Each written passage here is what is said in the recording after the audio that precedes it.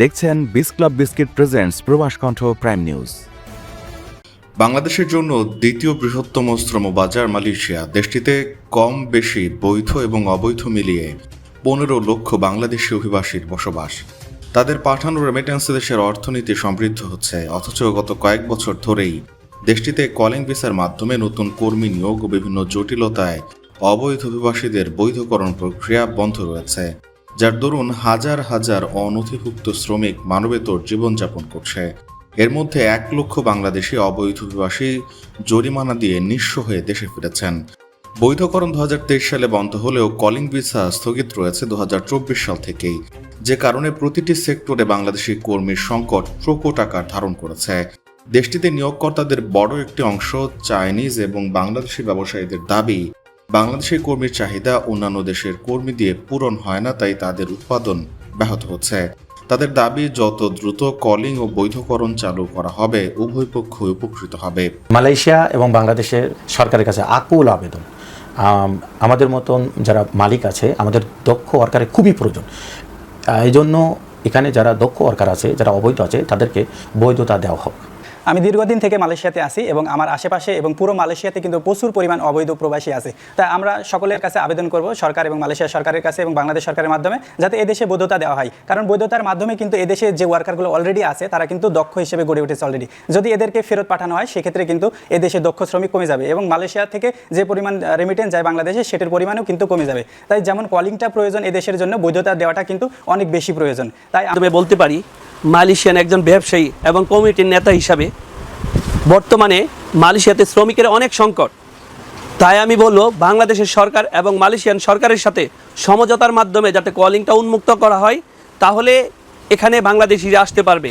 বাংলাদেশিদের জন্য মালয়েশিয়া একটা উন্মুক্ত বাজার এবং এখানে বাংলাদেশিরা এসে অনেক স্বাচ্ছন্দ্য বোধ করে। তার মূল কারণ মালয়েশিয়ার সাথে বাংলাদেশিদের সাংস্কৃতিক ঐতিহ্য, আবহাওয়া অনেকটাই মিল, যার দরুন বাংলাদেশিদের প্রথম পছন্দ মালয়েশিয়া। মালয়েশিয়ায় থাকেন, আন্তর্জাতিক কর্মপরিবেশে স্মার্ট ও সফল ক্যারিয়ার করতে প্রস্তুত, তবে আপনাকেই খুঁজছে প্রাণ মালয়েশিয়া। সমগ্র মালয়েশিয়া জুড়ে বিভিন্ন পদে আপনি হতে পারেন আমাদের পরবর্তী টিম মেম্বার। আপডেটেড সিভি সহ হোয়াটসঅ্যাপ করুন এই নম্বরে।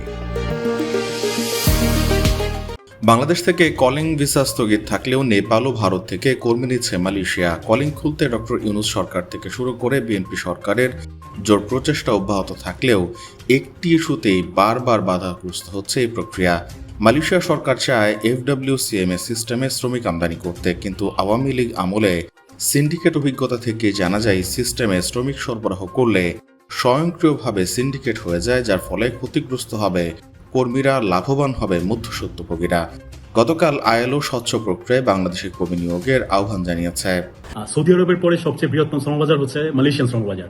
সো আমরা চাই দ্রুত সময়ের ভিতরে মালয়েশিয়ান শ্রমবাজার ওপেন হোক। মালয়েশিয়ান শ্রমবাজার ওপেন হলে মালয়েশিয়াতে হাজারো বাংলাদেশিদের কর্মসংস্থান সৃষ্টি হবে, পাশাপাশি রেমিটেন্স প্রবাহ বৃদ্ধি পাবে। ইতিমধ্যে আমরা সবাই জানি যে নেপাল সরকার মালয়েশিয়ান সরকারের শর্ত মেনে অলরেডি নেপালি শ্রমিকদেরকে মালয়েশিয়া পাঠাচ্ছে।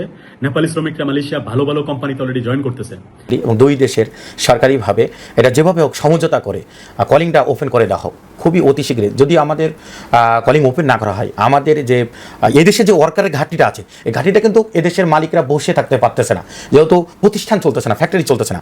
কি করতেছে তারা? ওই প্রতিষ্ঠানের তার ওয়ার্কার প্রয়োজন, তারা নেপাল থেকে ওয়ার্কার নিয়ে আসতেছে। বাংলাদেশিদের কথা চিন্তা করে কলিং ভিসা, পাশাপাশি যারা অবৈধ আছে তাদেরকে বৈধকরণের ব্যবস্থা যাতে করা হয়, তাহলে আমরা যারা মালয়েশিয়াতে ব্যবসা করি তারা উপকৃত হবে। মালয়েশিয়া ব্যবসায়ী এবং নিয়োগকর্তারা মনে করেন দুদেশের সরকারি পর্যায়ে কূটনৈতিক তৎপরতা আরও জোরদার করলে কলিং ও বৈধকরণ চালু করা উচিত, যাতে করে দীর্ঘসূত্রিতায় পড়ে বাজারটি হাতছাড়া না হয়। 2024-এ 5 লাখ বাংলাদেশি কর্মীর মালয়েশিয়া কর্মসংস্থান হয়, সাথে সাথে রেমিটেন্স প্রবাহ আগের যে কোনো সময়ের চেয়ে রেকর্ড সৃষ্টি করে, কারণ সৌদি আরবের পরে মালয়েশিয়ায় দ্বিতীয় বৃহত্তম শ্রম বাজার। এখনও দেশটিতে লক্ষাধিক শ্রমিক অবৈধ অবস্থায় আছে, তারাও নিয়মিত রেমিটেন্স পাঠাচ্ছেন।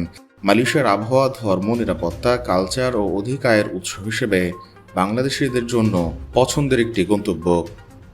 প্রবাস কণ্ঠ নিউজ ডেস্ক।